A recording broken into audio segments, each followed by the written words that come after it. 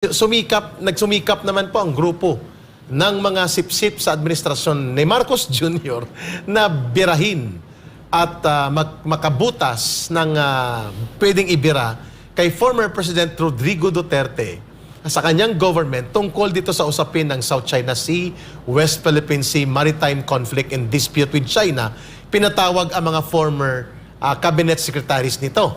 At dito ay mas naliwanagan na ang dapat singilin pala sa nagaganap na mga status quo o gentleman's agreement na ginagamit nila na termino ay hindi si Pangulong Duterte, kundi ang mga previous government, at inayos lang ni Pangulong Duterte ang stabilidad sa rehiyon ng Asia-Pasipiko.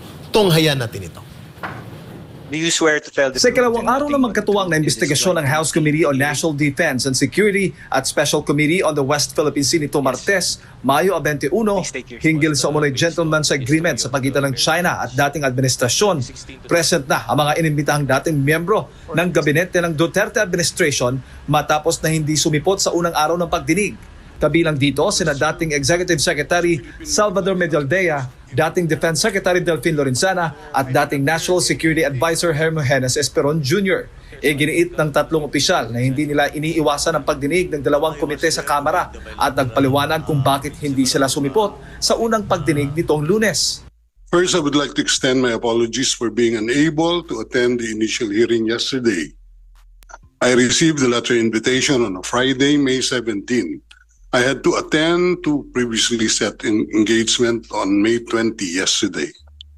Contrary to some statements that we were avoiding this inquiry, we wrote this honorable body explaining our predicament, why we cannot attend the initial inquiry. Like the former executive secretary, I also apologize for not coming here yesterday because I've been away for a week last week, and when I came back, a lot of work was waiting for me at the office. It is indeed my pleasure and honor to attend this meeting.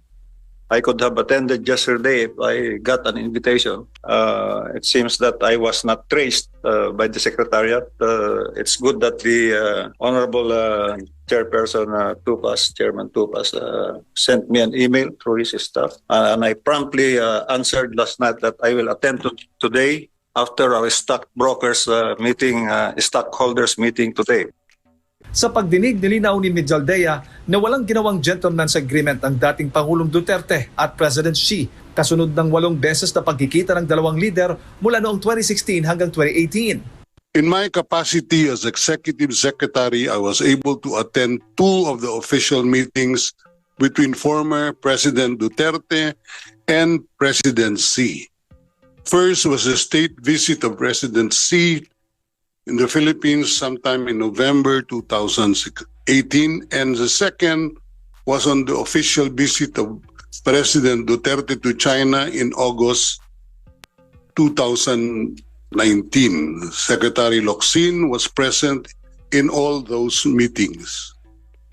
Of these 2 official meetings I attended, no gentleman's agreement ever took place between former President Duterte and President Xi. Dagdag pa niya, ipinagpatuloy lamang ng Duterte administration kung anong napagkasunduan ng Aquino administration sa China noong 2013 sa ilalim ni dating Defense Secretary Voltaire Gazmin. Yun ay ang pagsusuplay lamang ng pagkain at tubig para sa tropa na militar na nakaistasyon sa BRP Sierra Madre sa Ayungin Shoal at ang hindi pag-repair sa kinakalawang na World War II warship. The decision on the West Philippine Sea dispute came out on July 12, barely 12 days after the Duterte administration assumed office. The status quo at the Ayungin Shoals, where BRP Sierra Madre, a dilapidated warship, has served as a Philippine military outpost in a low elevation reef since 1999, was in a 2013 commitment of former Defense Secretary Gazmin to the Chinese Ambassador Ma Keqing that he would only deliver food and water to the Marines stationed at the vessel. There was no commitment on the repairs of the vessel, sir. Ayon naman kay dating Defense Secretary Delfin Lorenzana, noong 2021 nang mag-umpisa ang water cannon incident sa Ayungin Shoal dahil sa paniwala ng China na nagdadala ang Pilipinas ng mga repair material sa BRP Sierra Madre.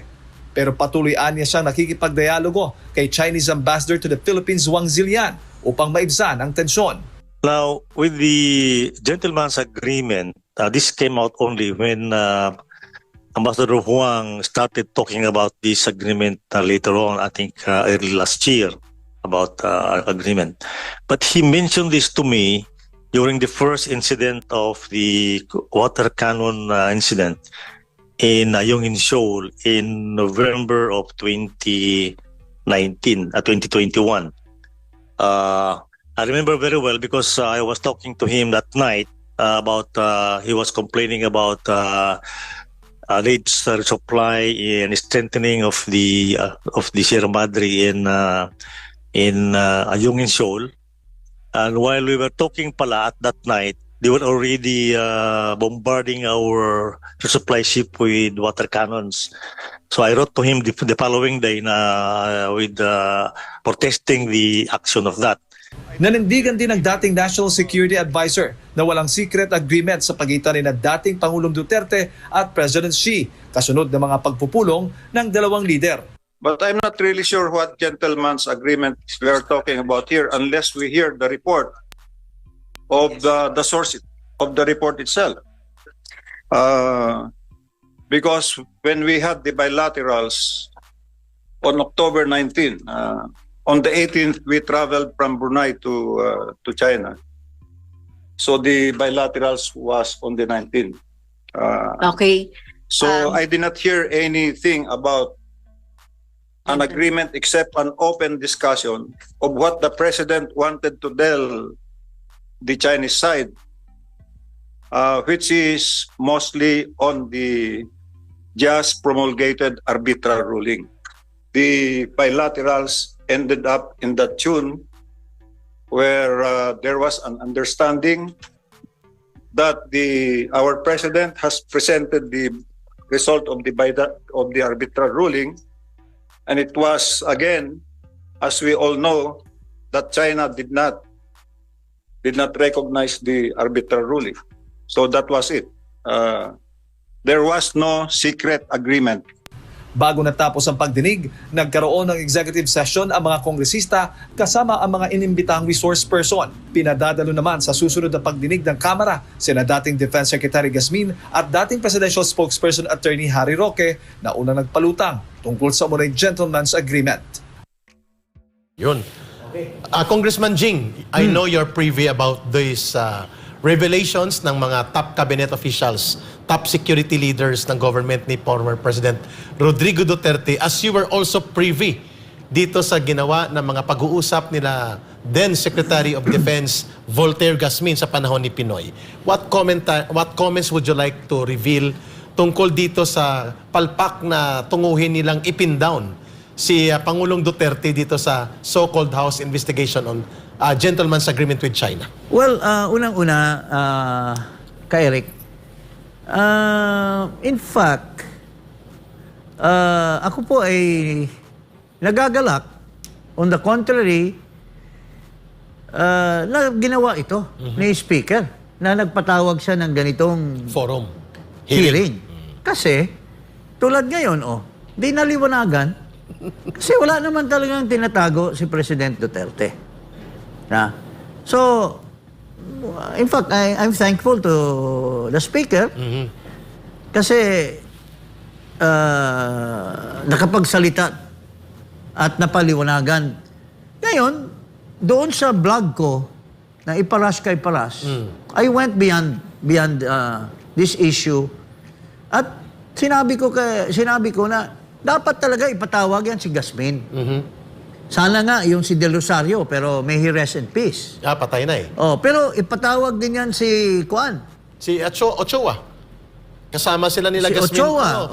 Si kasama Ochoa, sila. ipatawag din yan si itong kasalukuyang sekretary ngayon ng DFA. Si Manalo. Manalo kasi kasama yan. He was then an ambassador or an undersecretary. For sure, he was aware of what transpired. At pati si TD Boy Locsin. At saka, mga kababayan, ang punot dulo nito actually, kaya napilitan si Gasmin na magbigay nito, magsabi kay Makeking na, sige, hindi kami pabayagan. Kasi, there were several letters already from China demanding for their sovereignty over the Ayungin Ayungin Shoal. Shoal. Asking them na, I-pull out ang there Sierra was a Madre. letter from China to Ambassador, to Secretary Del Rosario, na talagang dinidemanda ng China yung kanilang sovereignty. Oh. Tapos at the time, si Ambassador Basilio Oh. also reiterated. Tama, nalala ko pa yan. So, mabigat yung demand ng China. Kaya, in one occasion, sinabi ni Gasmin na, sige, hindi kami papayag na, hindi na namin papayagan na maglagay ng construction materials. construction materials. Food and water supply lang. Oh. Hindi yan binago. Nirespeto ni President Duterte yan. Pero may mga, alam mo na, may mga intriga at saka may mga ibang madaldal din na mga opisyal dyan na para lang makapagsalita, they were confusing the issue. Kaya nagkaroon. Pero honestly, this is a blessing in disguise. As far as Speaker Romualdez is concerned, it's a good idea that he did this. Pero ang mananagot nito, hindi lamang ipatawag nila si Voltaire Gasmin. Yes. At saka yung whoever, yung Ochoa. Pati si Ochoa, executive secretary siya that time. Tapos, ipatawag din nila si Orly Mercado. Oo. Kasi, Panahon ni dapat Erap. tanungin din, ano ba talagang purpose? Bakit mo linubog yung, binalahura mo yung Ayungin, sa Ayungin Sierra Shoal, Madre. Sierra Madre. What is really the purpose of the Philippine government? Why that was placed there? Because he was the defense secretary of Estrada. Because ito, kung tuusin Tama, mo, si if Orly you look at the arbitral ruling, hindi nag-rule ang kuwan dyan. Ang international court. Oo, ang arbitration, hindi nag-rule. Kasi it militarized the area. By placing a military ship, hindi ngayon tayo, parang wala tayo ngayon jurisdiction over there kasi hindi mag-apply yung EEC. Yes. Kasi it is a military area. Kasi it was militarized by the President of... Yun lang dapat isang tanungin din ng House of Representatives. Para maliwanagan ang ano. At the end of the day, I hope this investigation will advise President Marcos, will advise Gibo Teodoro, will advise Secretary Anyo na talagang walang kinalaman. Dapat magkaroon ng diplomatic para walang diplomatic relationship para hindi mapupurnada ang taong bayan Claro. kung magkagera, di ba? Maganda yung punto ni Congressman Jing Paras. No matter how the political bickerings may be brewing between the Dutertes and the Romualdez Marcos, itong opportunity na binigay ni Speaker Martin Romualdez for an investigation and an open forum para mailantad kung totoong si Rodrigo Duterte ba ang nagpasimuno ng tinatawag na gentleman's agreement ay naging forum at venue to ventilate the truth on the side of the former president. Yes. Tama yung punto mo, Congressman Jing. Ngayon, nakikita na ng buong bayan, ng buong mamamayan, it was in 2013 sa previous government na nagkaroon ng agreement. Oral, verbal man yan, whatever, kung may sulat man yan, hindi po nangyari sa panahon ni Rodrigo Duterte. Established facts yun. Number 2, si Rodrigo Duterte ay sinundan niya ang peaceful coexistence and cooperation and coordination through diplomacy. Hindi kiskisan. Yes. Mayroon pa isang punto dyan. Kung ipatawag man itong pangalan itong former executive secretary Ochoa, dapat maimbestigahan din ito. Yes. Once and for all, because this was raised by the armed forces in 2013 Tama.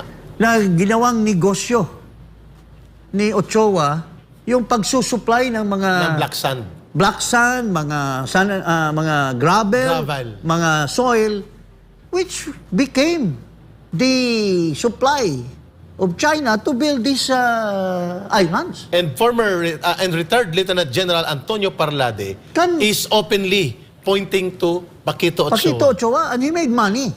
Dapat ipatawag si John Parlade dyan, ipatawag yung mga kasama ni John Ganda Parlade yun. na Lumaban sila dyan eh. Nag-ano sila ng ano.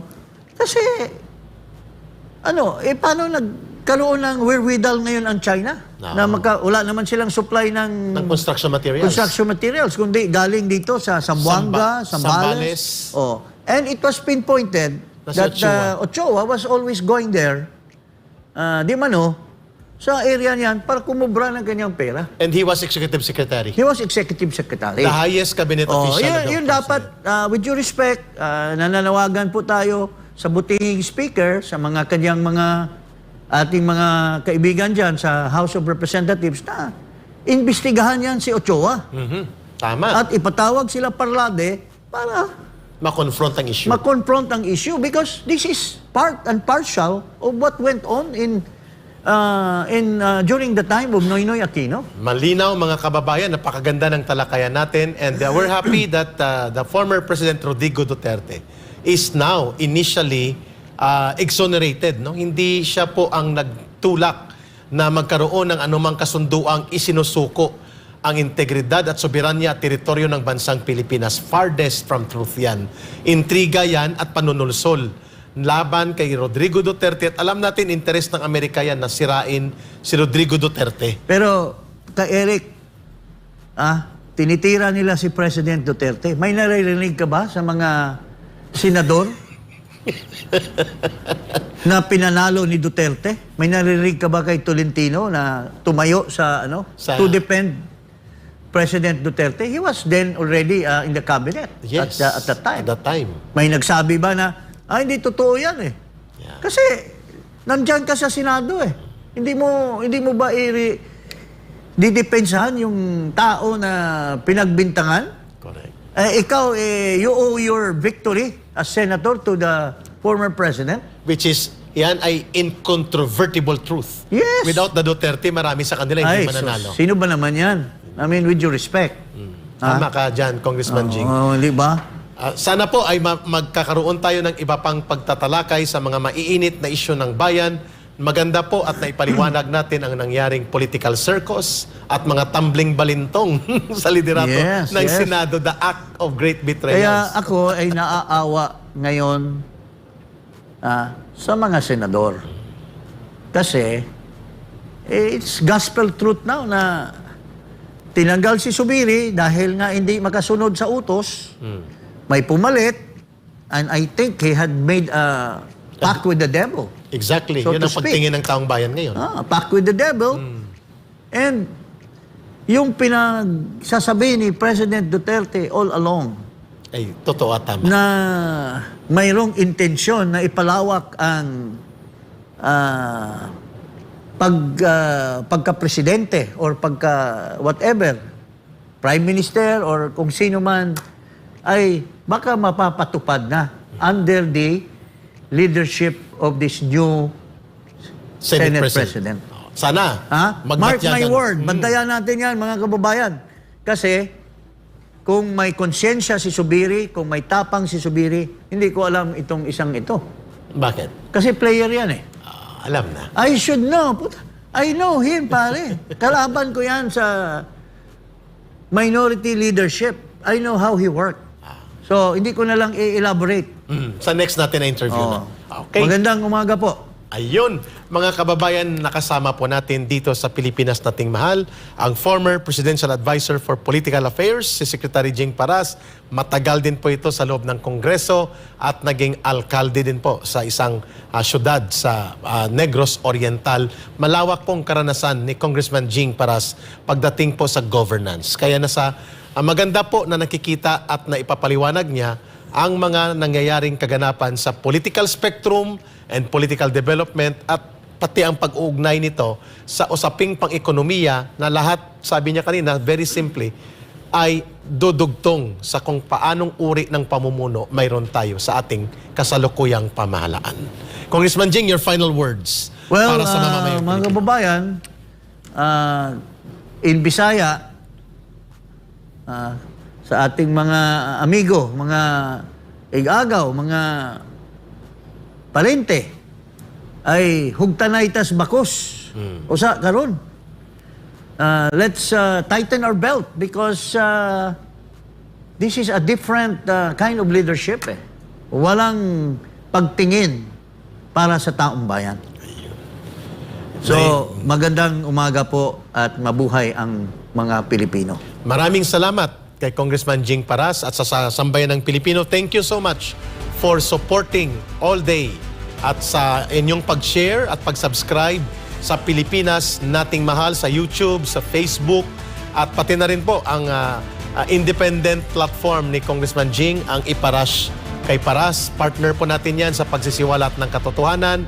Muli po, samahan nyo kami bukas sa isa na namang umaatikabong na talakayan with the former Executive Secretary ni Marcos Jr., si Executive Secretary si Attorney Vic Rodriguez, live sa Pilipinas Nating Mahal with more discussions on politics and governance. Muli po, ako naman si Ka Eric, kasama po ninyo.